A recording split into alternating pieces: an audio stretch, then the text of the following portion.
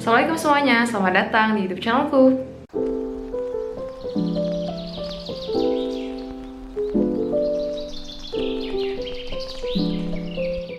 Di video kali ini aku akan berbagi tips belajar TOEFL agar kalian bisa mendapatkan skor 500. Nah, di sini juga aku akan berbagi kepada kalian tips pembagian waktu belajar dan beberapa rekomendasi channel YouTube. Tes TOEFL ini itu biasanya dibutuhkan oleh teman-teman yang pengen exchange, mau S2 ataupun sertifikatnya ini sebagai persyaratan untuk mengikuti wisuda di universitas.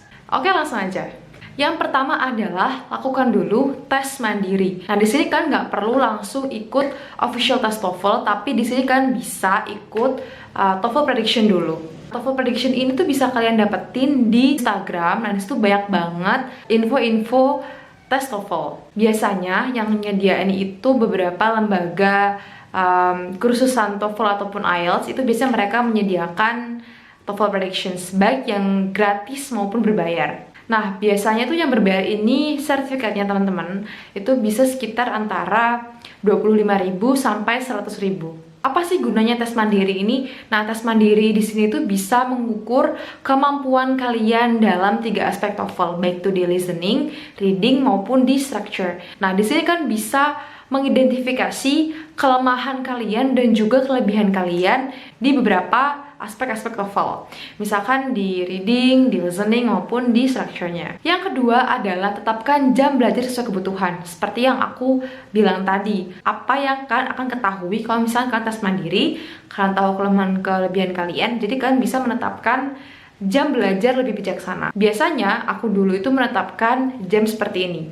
Karena aku lemah di listening, jadi aku belajar listening ini 3 kali lebih banyak daripada reading maupun structure. Yang ketiga adalah pastikan kalian paham teori TOEFL dulu. Nah, ini menurutku salah kaprah ya kalau misalkan teman-teman itu langsung latihan soal tapi kalian tuh belum menguasai dasar-dasar atau materi-materi dalam TOEFL.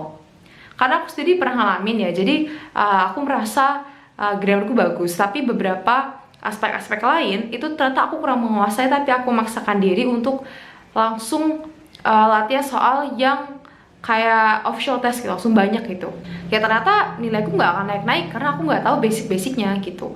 Nah, jadi aku belajar basic dulu dengan aku latihan soal sedikit-sedikit. Jadi misalkan satu materi pertama dalam structure, aku belajar, aku latihan soal sedikit-sedikit. Aku ganti lagi ke materi lain, aku latihan soal lagi.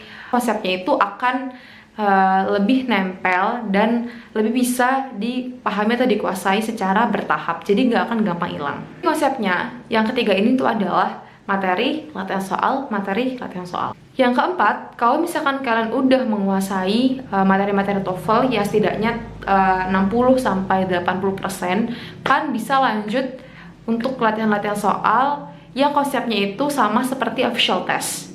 Pengerjaan waktu yang sama seperti tes TOEFL yang asli gitu. Jadi 140 soal dikerjain selama kurang lebih 115 menit. Dan kalau bisa setiap hari. Aku dulu sehari tuh bisa 1-2 bundel soal TOEFL ITP. Nggak cuma latihan soal selesai, tapi kalian juga harus koreksi di mana kesalahan-kesalahan yang kalian buat. Jadi kalau di sini itu fokus banget untuk latihan soal aja. Oke, yang kelima ini ada rekomendasi YouTube channel. Aku ada 2 rekomendasi yang paling sering aku tonton, apalagi waktu itu untuk menguasai materi-materinya dan juga latihan-latihan soalnya. Yang pertama itu adalah channelnya Pak Yanto Tanjung. Jadi beliau ini emang kayak tutor, setahu aku juga memang tutor TOEFL online, tapi kalau offline aku nggak tahu. Beliau ini tuh bener-bener ngajarin konsep dasar dari TOEFL itu sendiri, bener-bener dari basic banget sampai ke tahap yang lebih tinggi, dan juga ada latihan-latihan soalnya. Itu lengkap banget kalau di YouTube-nya Pak Yanto Tanjung. Yang kedua adalah YouTube-nya Pak Andrian Permadi. Nah, jadi kalau Pak Yanto Tanjung tadi itu memang bagus di penguasaan konsep-konsep dasar dan juga latihan soal. Tapi kalau misalnya kalian merasa soal itu kurang banget, karena kalau udah nyelesain semua latihan soal di Pak Yanto Tanjung, kan bisa berpindah ke YouTube dari Pak Andrian Permadi ini, karena beliau ini banyak banget ngupas soal-soal TOEFL.